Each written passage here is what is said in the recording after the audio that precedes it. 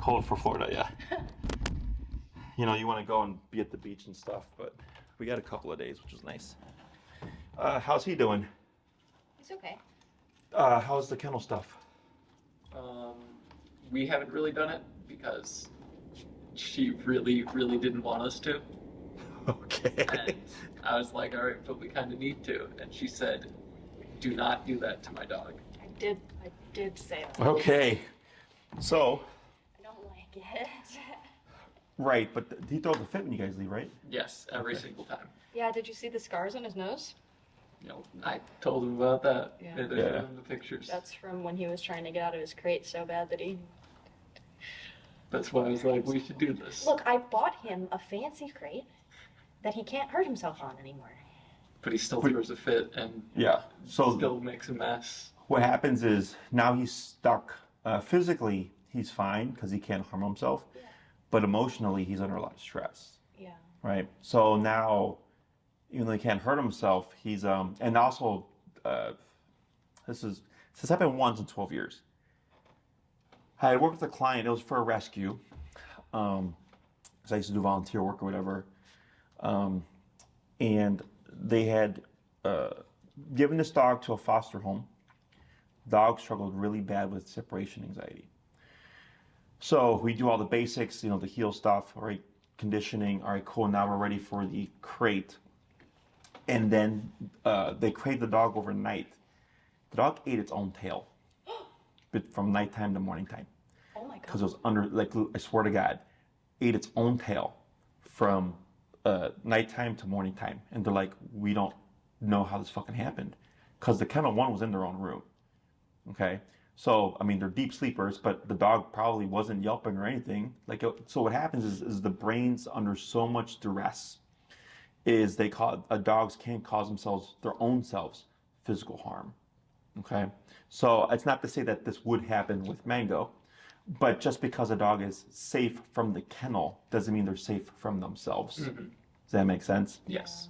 So the other thing is you're going to find yourself stuck in like a little bit of a limbo because whenever I see a dog struggling, whether it's they struggle in the car, they struggle in the kennel, they struggle on the leash or whatever, I always target those behaviors because if I leave anything unresolved or unchecked, in the future, the dog's most likely going to regress because there was that issue. Mm. Does that make sense? So is it more so that you don't like him being in the kennel, or what is it that's deterring you from? I don't know. Do you feel like you're hurting him? I just feel like it's really awful. Dogs are denning animals. So the reason why we get separation anxiety with dogs is usually either an attachment issue or a relationship issue with the owner. And I think I mentioned this last time where I said separation anxiety is one of the hardest things to fix. Yep. Because typically it's the owner caring too much for the dog. Yep. Okay. And you're coming from a good place because you love your dog, right? Yeah. But unfortunately, it just feels awful to put him in a crate and then shock him about it. Like he is already suffering. Right. So you're viewing it. So the way you're viewing it there is that's not how the dog perceives it, right? Did she see the kennel video? I didn't watch it. I sent it directly to her just in case, but she didn't watch it. Okay. I think watching it would be good. That's because you would see just how like he was stressed, but he was actually doing pretty good. Okay. That's what I told her. But again, it's better coming from you. Yeah. I mean you've paid me a lot of money and I want to help you, but remember, I can only take you as far as you're willing to go. Yeah. Okay. There's things that we don't have to cover. At the end of the day, I don't care. I'm paid. Mm-hmm. This is why I'm paid first. Yes. Okay. Because I've had this happen in the past when we did payment plan. I used to do payment plan, and you would pay for your first class and second class, then your third and fourth class, and your fourth and sixth class. As we'd come to a point where the owner would, they might have an issue with something, not because of the training, but because of just how they felt. Right. But I got to run a business. I got employees to pay. So at a point I was like, you know what, I'm not going to play this game. I'm paid in full. And then if you don't do it, that's it. Yeah. Does that make sense? I'm not trying to be a dick, but at the same time also just I got employees to pay. Yeah, it's fair. So today I had planned for pressure. Yep. You ready for pressure? Yep. Perfect. Okay. So then we'll worry about the kennel later. But doing pressure, I honestly think we're probably not going to see anything at this point with Mango. But if we do, it's going to be good exercise for you. Yeah. Okay. You ready? Okay. Let me go get my tissues real quick. So go ahead and take the remote, Melissa, and then let's bring Mango over here to the center of the space. Come on, boy. We're not leaving yet. All right, and you can flip around the other way.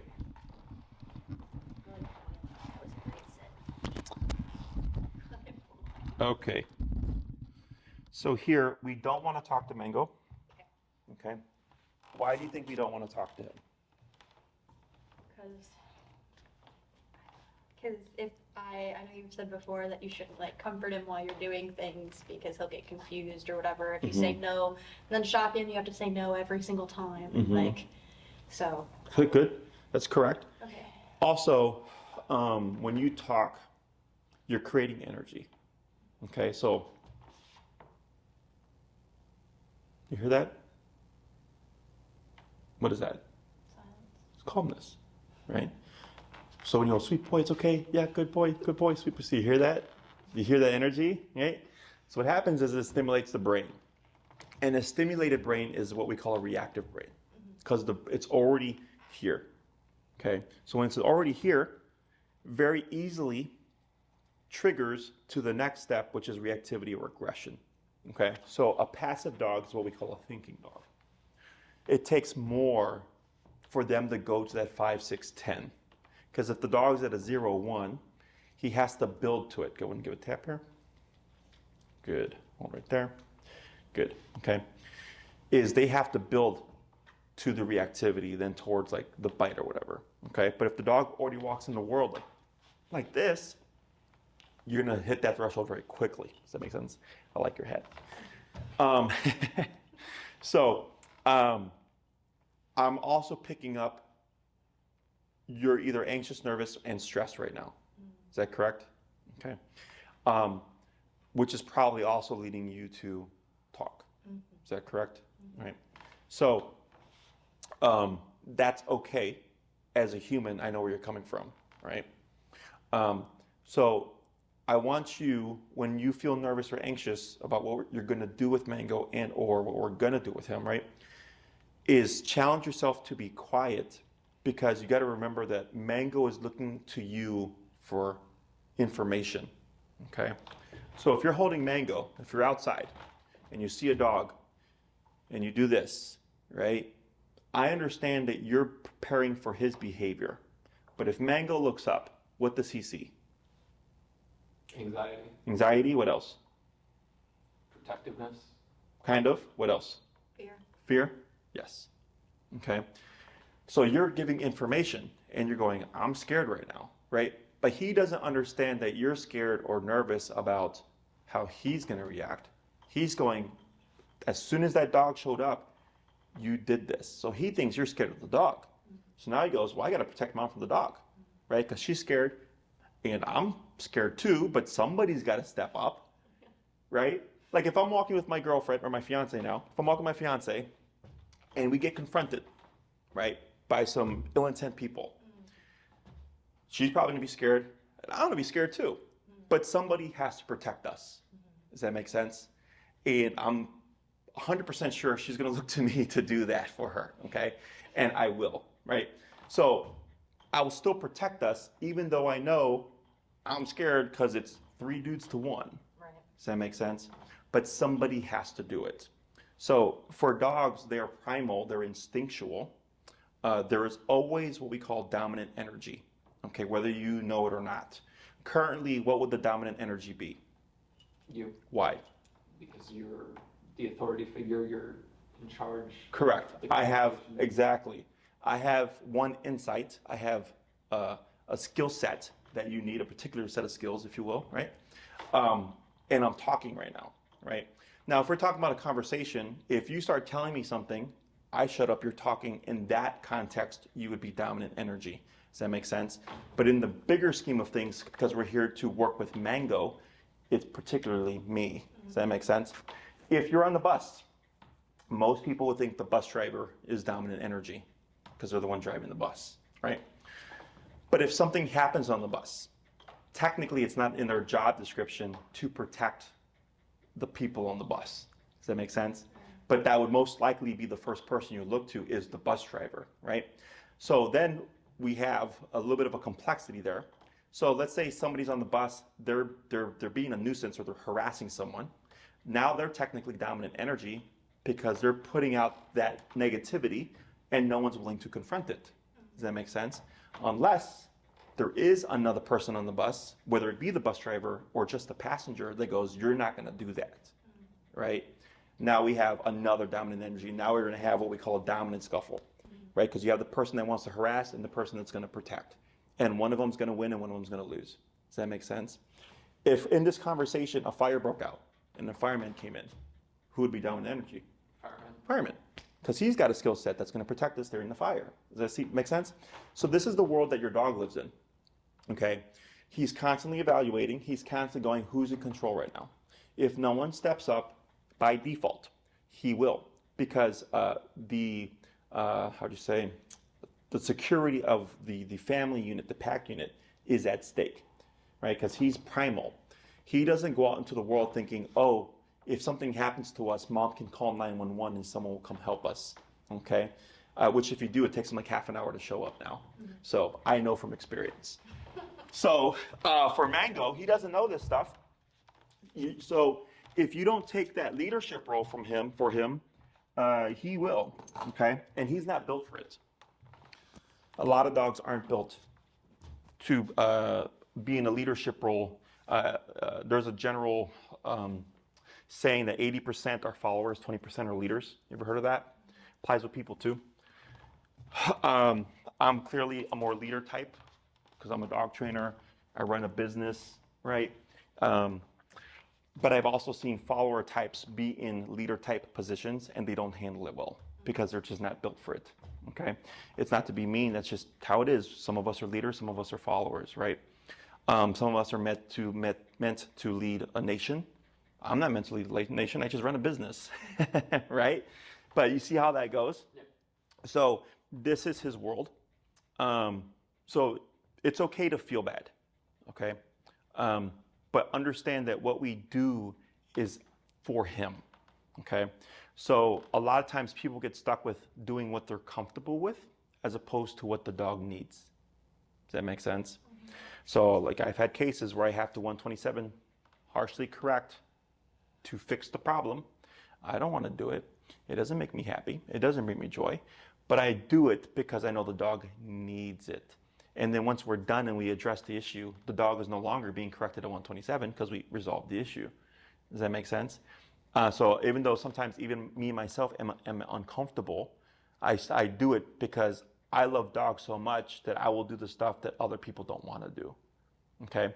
The easiest answer that trainers give people, guess what it is? Euthanize your dog. Yeah.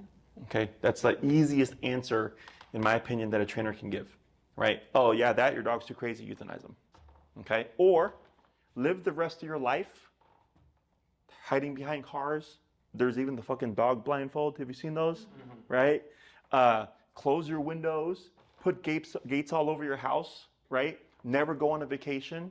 Now you're completely flipping and I've had clients that have done this. They're like, Jesse, we were so desperate, we didn't know what to do. This is what we were told. Then I come along, and now I give them an option, and now they have a place they can send their dog, they actually go on vacation and stuff, right? But because I do the stuff that people typically don't want to do, okay? Remember, dogs bite each other. There is nothing that we can do that would mimic or even come close to the damage a dog bite could do.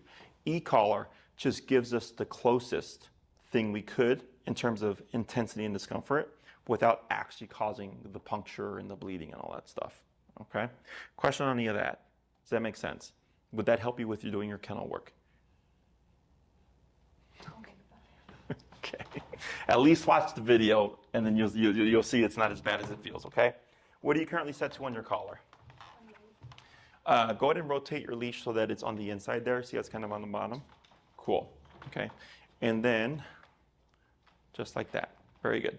So here, I like what you did. You've shortened your leash, so we're anticipating things might go south, right? You're short, you're not tight, okay?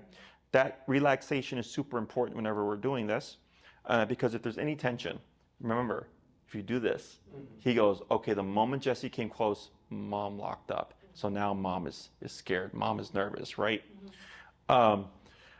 So we are shortening it, anticipating something may happen. So we're just ready, but we're not already kind of giving any kind of, impression of how we feel, okay? Now, the reason why this is important is closing the gap.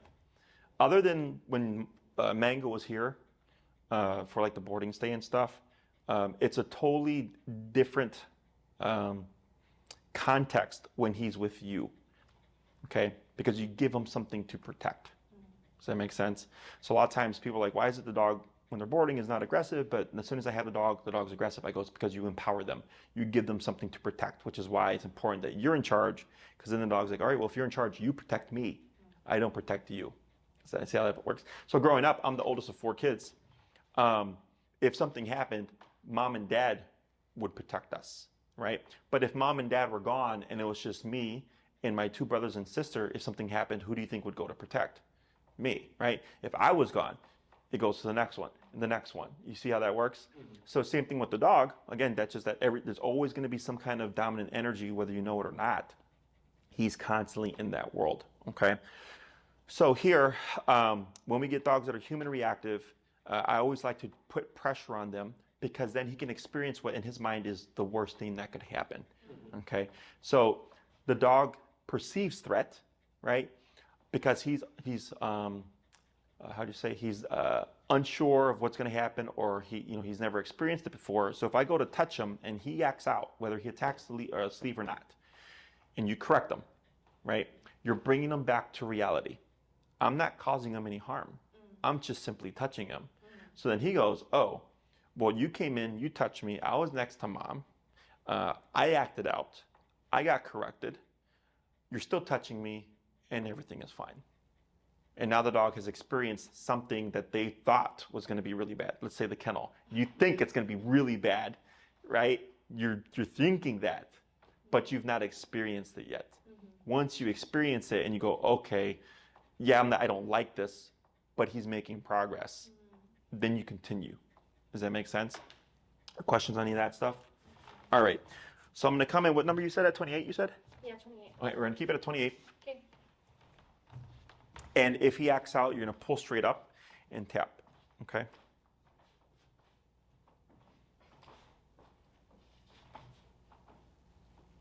Good.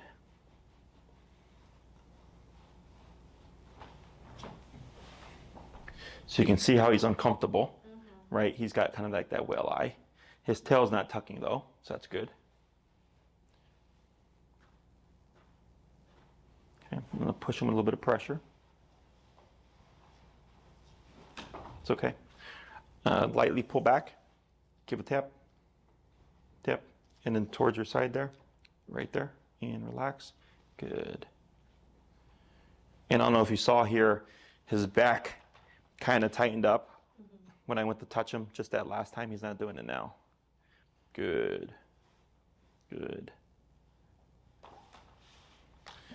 Good. Good. Excellent. Good. See the lip licking? Do you remember what lip licking is? Yep, stress response, right? So how did that go? Good or bad? Could have gone worse, could have gone better. How could it have gone better? It was better than I expected. Could have gone better by him not being so stressed. Sure, yep. After you pushed him, his tail went between his legs. Yeah. And now you can see the heavy panting now with the heavy shaking, right? So that was pretty good, right? When has Mango had a random person just come up and touch him on the leash outside? Never. Never. So it's something he's never experienced, right? So he's making a judgment call. going, I've never experienced this. I'm just going to anticipate the worst. Yeah.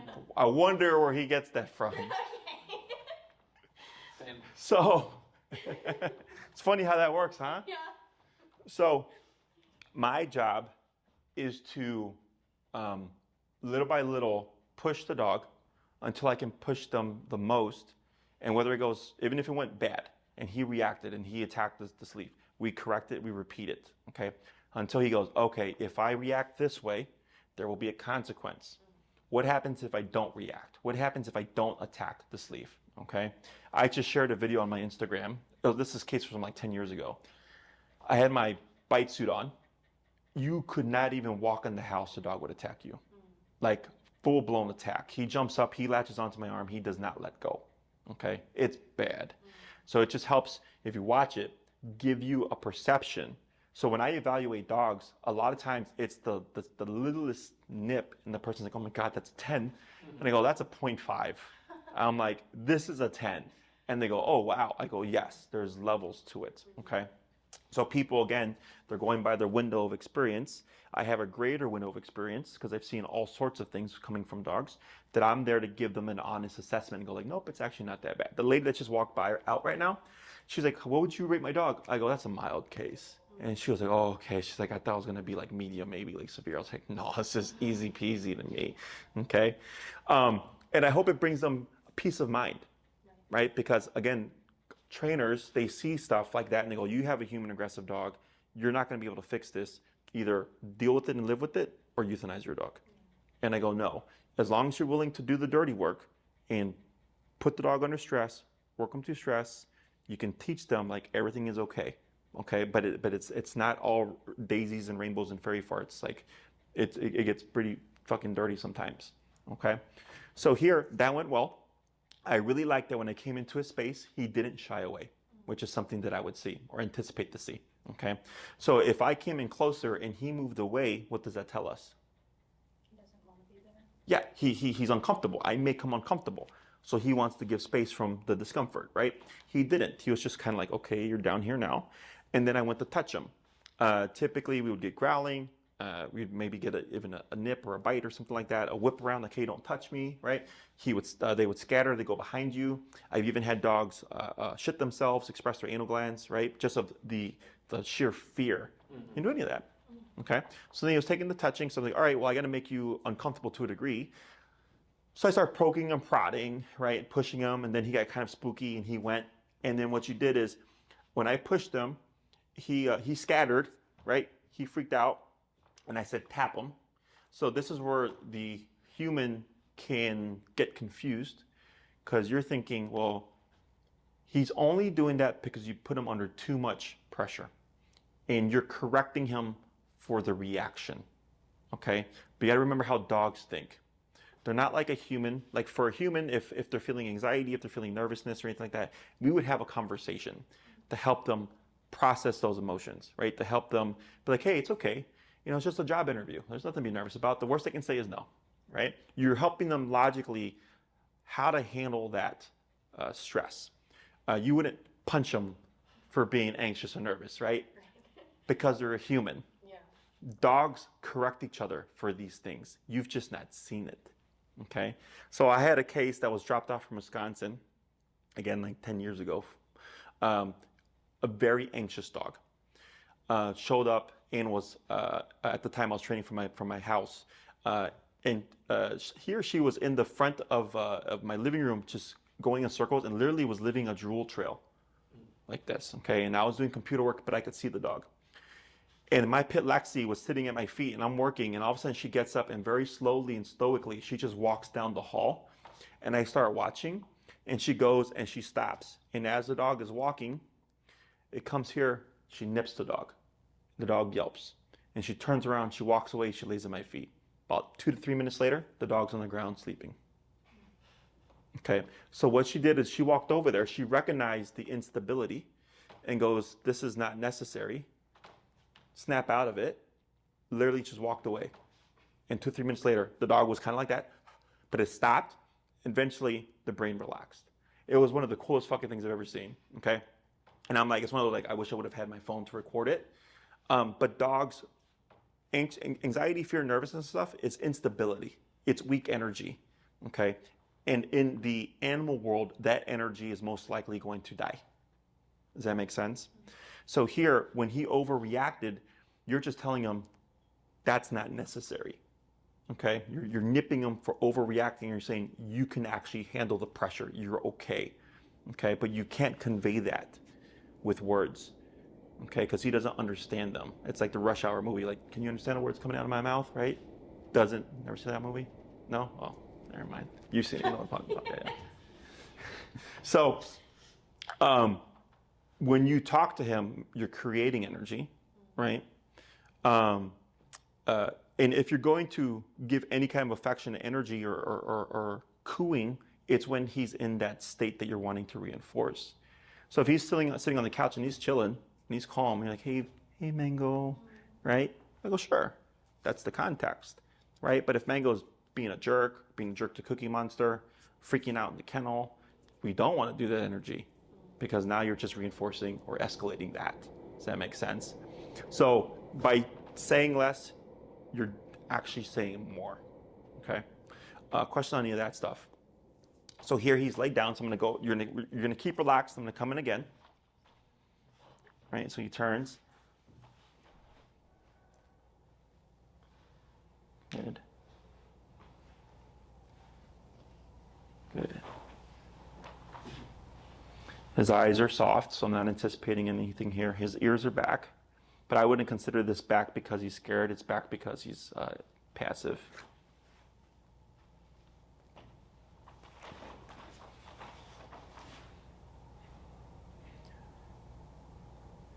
A little bit of twitch there.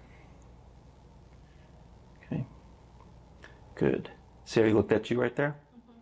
What do you think that is? Checking to make sure everything's okay. Yeah. Am I doing okay, Mom? Are you okay, Mom? Are you in control, Mom? Good.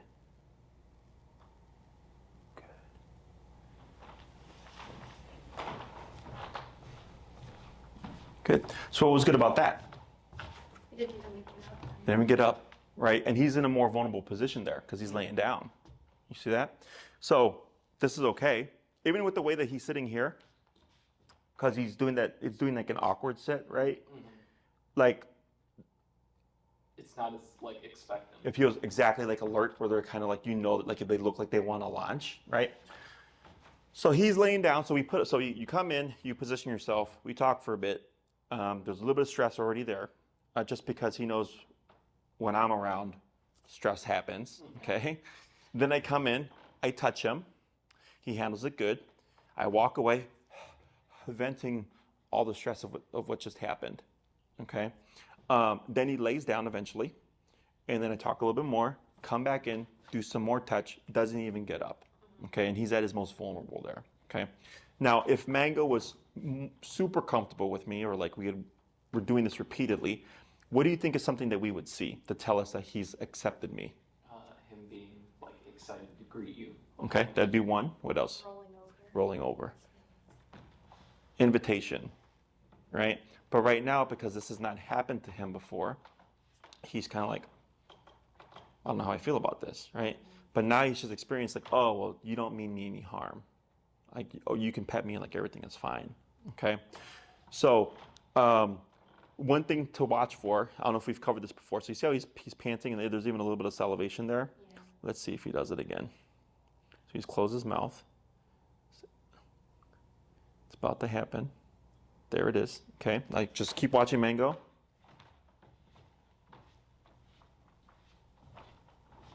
Right there. You see that? What just happened? Yeah, and did well. What else? Stop shaking. Stop panting, yep. He closed his mouth, okay? The reason why I point this out is we have feeling the stress, and then we have venting the stress, okay? This is venting the stress. Letting go of when I was in his personal space, okay? But when I come close, he feels the stress. So then he locks up. So the lip lick tells you what's happening at that particular moment is stressing out Mango, okay?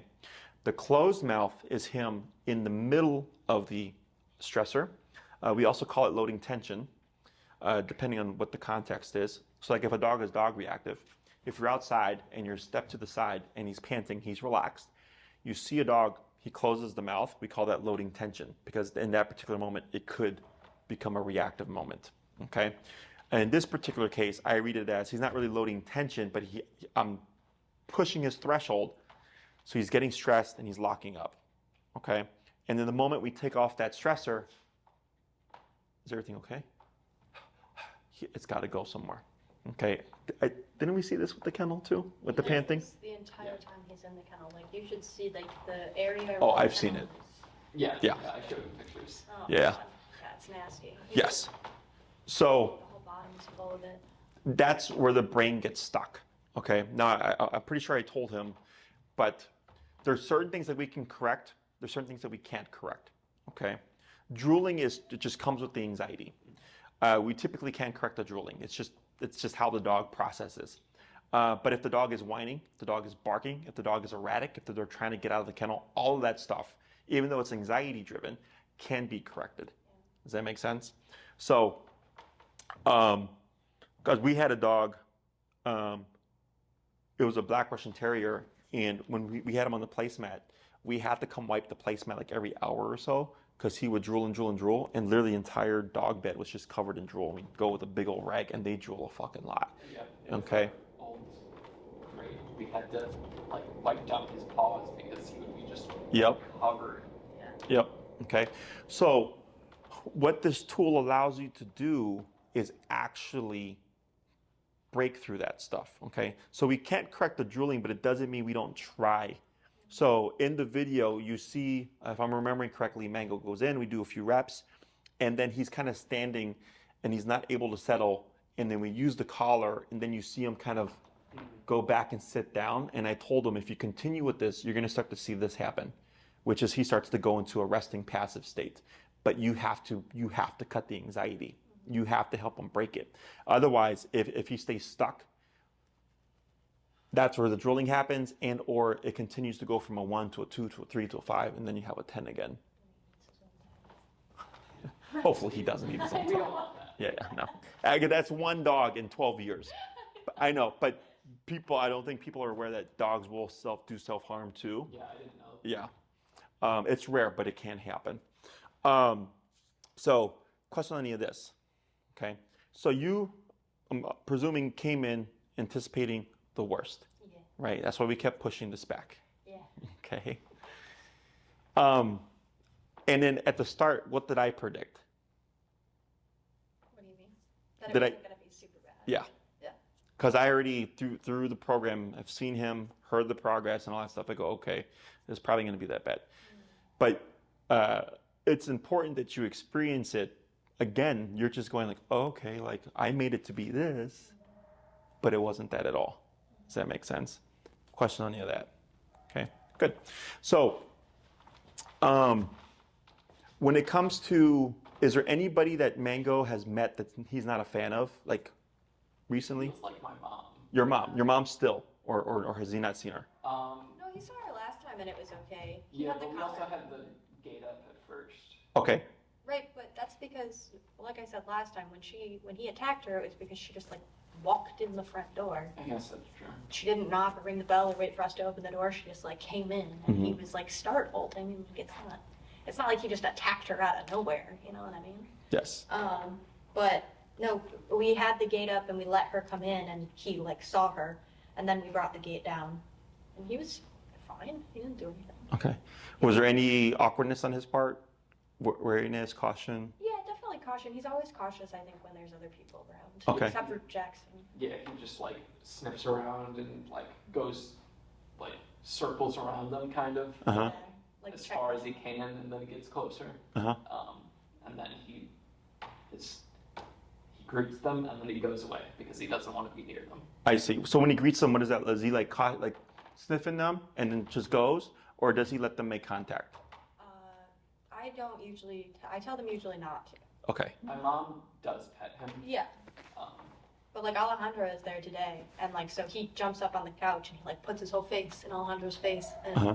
he doesn't like he's fine. Even his tail will be wagging or whatever. But I'm just like, just don't like pet him or get him super excited. Just Sure. Let him you know, and then I call him away. So Like that he on the doesn't- bed. Okay. Right, exactly. So, Is one of your goals to help him be more social with the people coming over? I don't need him to be. Yeah, I just don't want him to be so anxious. Right. I don't care if he's social with the people. I just don't want him to like be worried about the people. Okay. With what you've learned so far with your training, okay, what do you think you could do when he's being like anxious around the people and stuff? Correct him and call him back to me. Yes and no. Okay. You would correct them, but you would not call him back to you. Okay. Well, Okay. he just feels like when we're at home, if I correct him, he just comes back. Yes. So if that happens, because he's building off of his training, Yeah. right? Like with the place. Correct. Right. If you correct the dog, well, like you don't want him to place, but he's just going, well, that's there, so I'm going to assume that's what it is. Is if you correct him, right? If you notice him being anxious and he runs to you, don't praise him. Okay. Okay, which is a person's first instinct. Because if you praise him, what do you think he thinks? This is what I'm supposed to do. Exactly. So now your correction isn't about don't be anxious, it's recall. Got it. Does that make sense? So when you ignore him, eventually in time, he's going to go, you know what, you tap me, I run back to you, but you don't reciprocate, you don't reinforce. So maybe that's not what you want, right? And what you'll start to see is he'll be anxious, you'll correct him, and he might just lay down and relax. Because he's going, all right, well, if I know when I run back to you, you don't acknowledge me, so it must not be for recall, it must be for just chill the fuck out. Does that make sense? Yeah. This happens a lot, like with clients when they take their dogs off leash, like the dog will start eating goose poop, they'll correct the dog will recall, and then the owners will pet them, and I'll tell them don't do that because you want your dog to just not eat the poop, but to continue being a dog. And they go, yes. I go, so that's what you ignore them, and eventually they'll take the correction, they'll stop eating the poop, and they'll just continue being a dog. Okay, so it's a tiny little detail, but it does mean a lot. Okay, when people come over, let's say Mango were to be loose, okay, what would happen? He would probably run up to him and he jumps. He jumps like feet in the air. he just like gets super excited and he jumps. Okay. And Which is also not ideal. yeah. And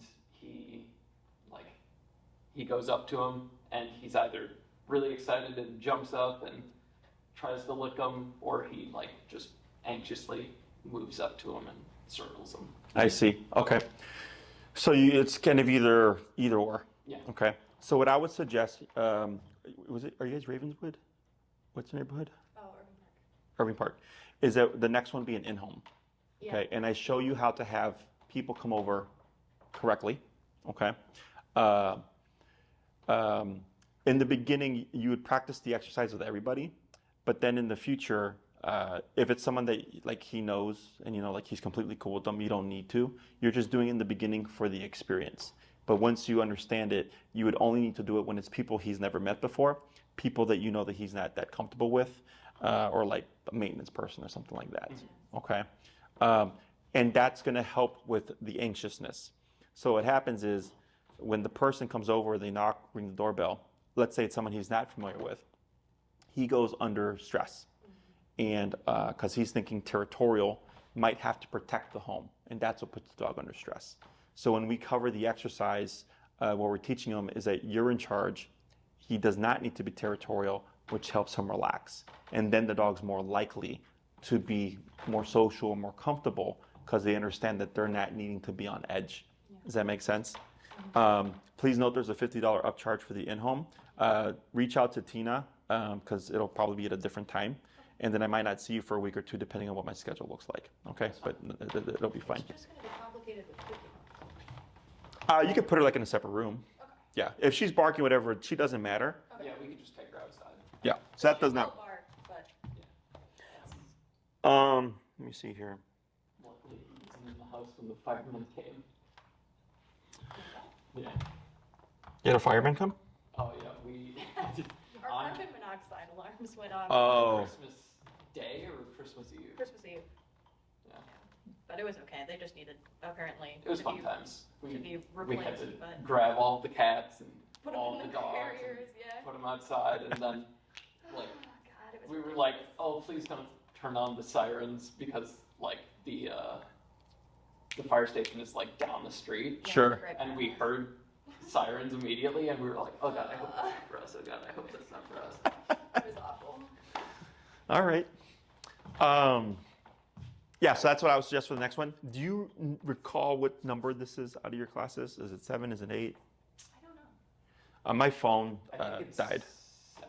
7? Okay. I think doesn't Tina like count on the? Yeah, they're numbered. It's just I can't pull out my phone, so I don't know off the top of my head. What was their character? 6. 6. 6 out of 9 in person. Okay, so we have 7, 8, 9. So then in-home becomes 7. Yeah. I would highly suggest watching the kennel video.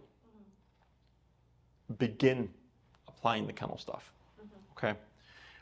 If we have time for the in-home, we could also potentially try to squeeze that in, just to see how he's doing, or if you happen to hit like a roadblock or something.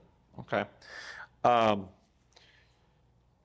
The reason why I also suggest the kennel is you never know if like maybe somebody has to watch him, and then they have to kennel him, and now they have to deal with that problem. Yeah. I've had this happen in the past. We're always here, but hey, shit happens. You never know. Yeah. But I did have that happen to someone where they just were completely adamant on not kennel training the dog, and then no one would take their dog for boarding, and this was before I had my facility, and the person that ended up housing the dog for them had to deal with the bullshit. So I was like, that's why I recommend it. Okay. So otherwise, when it comes to this exercise, right? Earlier when I asked, do you care if Mango was social with the guests or whatever? Okay. Now I don't care either, but the more you push, the more you'll get, obviously, right? I also agree, I don't need them to love everybody. I don't need them to be social. I don't need them to be licking everybody's face, right? But the more you push them in terms of the socialization stuff, you'd be surprised just how much a dog will come out their shell. And that's actually what I would call more so true comfort. Does that make sense? Yeah. Because they aren't anxious around anyone if they're just excited to see them. Correct. So then a lot of the anxiety disappears, at least in terms of when we're on a walk or when someone comes over. Correct. Okay. Now we could push socialization, and let's say it's like we get nowhere. It's fine. You still tried, right? But you'd be surprised how many times we push, and the other's like, holy shit, Jesse, like the dog loves my neighbor, loves this person, loves this person. And before, like they used to be just people that they didn't like. I go, yeah, but we got that because we pushed. People on the street, I could care less about. The random person at a restaurant, I could care less about, right? It's more so the people that are going to enter the home that he would see regularly, friends, family, stuff like that. If it's a friend of a friend that he's only meeting that one time, you could push if you wanted, right? There's no harm in it. But I don't care that he doesn't like the person, because I'm like, well, you're just here the one time. But what if you push, a friend brings a friend, and he's like super like, hey, I'm Mango. You're like, oh shit, like he's met this person for the first time, and he's completely comfortable with them, right? That's the benefit of pushing more than you really care for. Does that make sense? Yeah. Do you happen to have treats on you? No? No. Let me... I would love for him to love our neighbors because Yeah, because they love him so much. yeah, they love him and they love Cookie Monster so much. Does he have allergies? No. No, not that we know of. Okay. So it's just human beef jerky. Okay. So here, He's He do be liking food. He do be. He's a foodie. so here, I'm not stretching out towards him, right? But I'm putting more work on him to come forward, right? So if he just got up and came forward and took the treat, what would that tell us? Great. He's comfortable with me, right? But clearly he's not comfortable with me, okay? So I'm not a fan of doing this to the dog because I'm putting social pressure on him, and this is where people get bit, okay?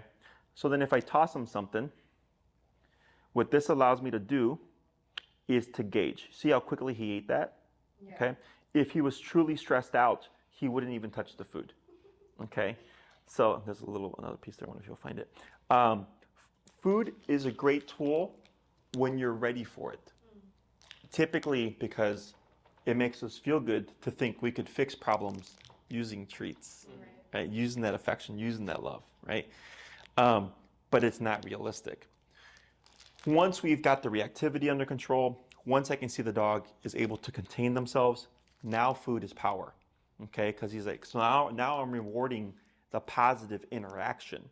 But when I'm trying to bribe the dog with treats when they're growling at me, theoretically speaking, you're actually reinforcing the growling because he's getting the reinforcer as he's growling. Now the science tells you you're changing the underlying emotional response. And I go, then why is the dog still growling 3 months later? Right. Okay? So here you have something that can stop the behavior, right? And then if he's being neutral and or calm, we can then reward that behavior. My next one? Yeah, 3:35.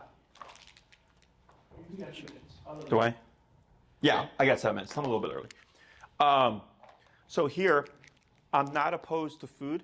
We use food. We use food for puppies under 6 months because they're puppies. It's real basic, general stuff, positive association stuff. I agree. At 6 months, dogs tend to treat puppies as adult dogs. So I go, okay, at 6 months, I'm going to train puppies as if they're adult dogs. Okay, they learn them a little bit slower, but I can push them to an adult level. Okay, when I'm working with my behavioral cases, in cases where we want to build trust and stuff, food does have a place. Okay, so this is going to be part of what we're going to cover for the next class. So when guests come over, territorial behavior, that's a separate thing. We have to control that, shut that down. Once we shut that down and we're able to create passiveness, now socialization exercises have meaning. And this is how we build trust. So then he goes, okay, you're petting me, you're touching me, I'm not comfortable with it, but I am getting good stuff out of it. Okay? So now the dog starts to go, oh, I feel pretty good about this, because if he's anticipating harm and I'm petting him, right? And he's like growling or whatever, and then I'm trying to feed him. Yeah. You see the mixed signals we're getting there? Yeah. So I always care first, controlling the behavior with real basic stuff, e-collar, leash, human, right? Once that's done, I go, cool, now we can add in, we're pressing still, but add in the positive. So he goes, okay, when people come to pet me, I'm not stressed out, I'm not anticipating harm, nothing happens, and I get a reward from it. Does that make sense? So the way this would work is if you're socializing within the home, you would do the first exercise, which is turn off territorial behavior. And then when you're ready, you'd move to the socialization exercise. If you do not turn off territorial behavior, the socialization exercise is more likely to go south because the dog is not calmed down. They're still suspicious, they're still territorial. So then when I go into his personal space, he's like, hold up, hold up, hold up. I don't know, I'm not, how do you say, I'm agitated right now. Does that make sense? So the intention of the next week's exercise is to calm him down so that when we move to this stage, it's going to be more likely to be successful. And even if the dog does growl or whatever, we correct it. But it's definitely, from what I've seen, if the dog is tense from entering the home, it's going to go south. It's kind of like when you said when your mom just walked in, you're correct. It's because she just walked in. That's not the norm. The norm is doorbell, door knock. Mom and dad open the door, person comes in. I had this happen with a client. They had a Yorkie, 7 years old, bit someone for the first time in 7 years. Okay, and the first thing out of my mouth was, did this person just walk into your home? They said yes. And then I said, has anybody else ever just walked into your home? They said no. I was like, that's why your dog bit the person. Okay, because the dog's like, wait, this is completely out the norm. Even though it's a little, literally 12-pound Yorkie, it's a primal creature. And he goes, someone has to protect the home. And it just happened to be the ant. So it kind of sucked. But on the positive side, it was a small dog. Yeah. Okay, so you are correct. That is why that happened. Okay. So same thing. If the person just comes in or you just let them in and you've not resolved his tension, when you go to press personal boundary, it's going to go south. Okay. So here, if I go to pet Mango, do you see that twitch there? That's a nervous twitch. It's normal. Good.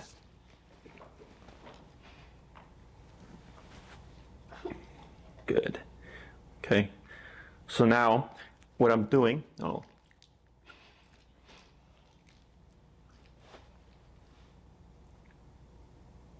can see the caution in the approach. You see that?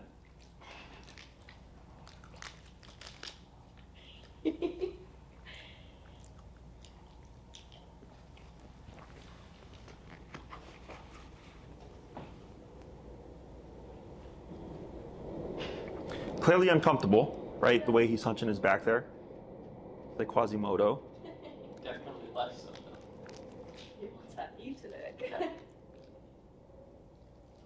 like that. Okay. So why do you think he approached me here but didn't approach me a moment ago? Because now he's getting a reward for approaching you. That's one half. What's the other half? Is it because you're next to him instead of in front of him? That's a good thing to point out because from the front, that's confrontational. Whereas from the side, I'm taking off that confrontation, right? What else? What did I just do before I gave him that first treat in this interaction? Got down. Touched him. So I broke the ice there. You see that? Yeah. So even though I touched him earlier, the space and time allows the brain to kind of allows the brain to reset, go back to the default setting, which is I'm nervous dog. Does that make sense? Yeah. So when I broke the ice and I touched him and then rewarded him, he goes, oh, okay, well, we already had what would be the worst, which is the physical contact, right? Then he's able to approach me. Makes sense? But if you look at how he positioned himself, where did he sit? Right next to you. Next to me, Like you're, but not in front of me. So going back to earlier, like, oh, possibly that face to face, right? So that you are correct there. That's a good thing to pick up on.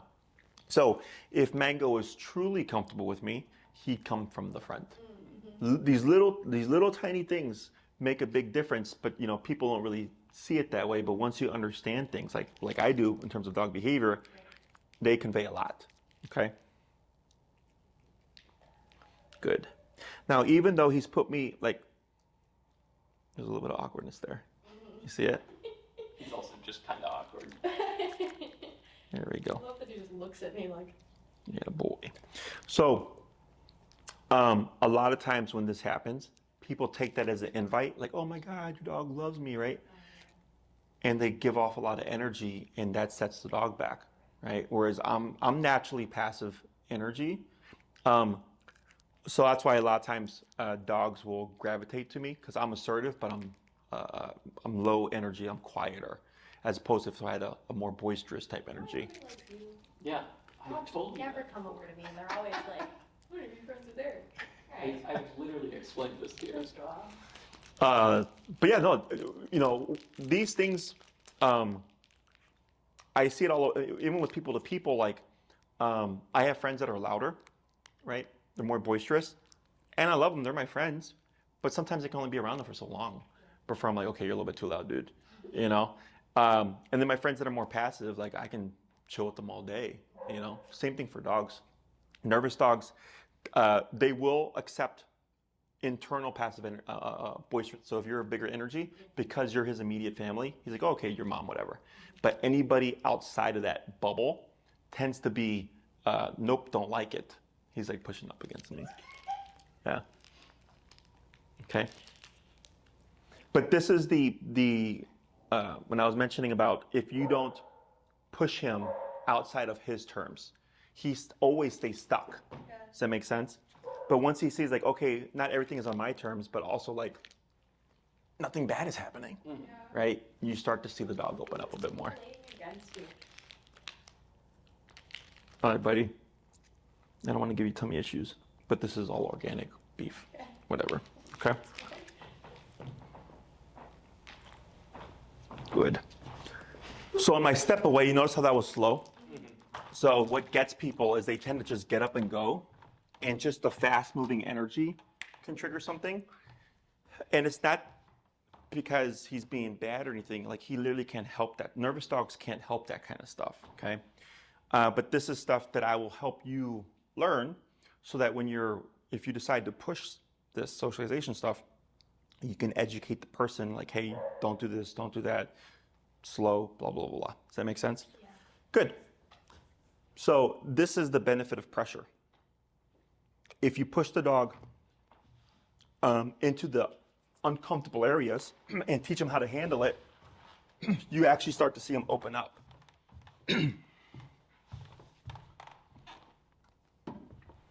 Questions? How you feel? Very good. Did you ever think that was going to happen? No, he just gave you a little cuddle. That was so cute.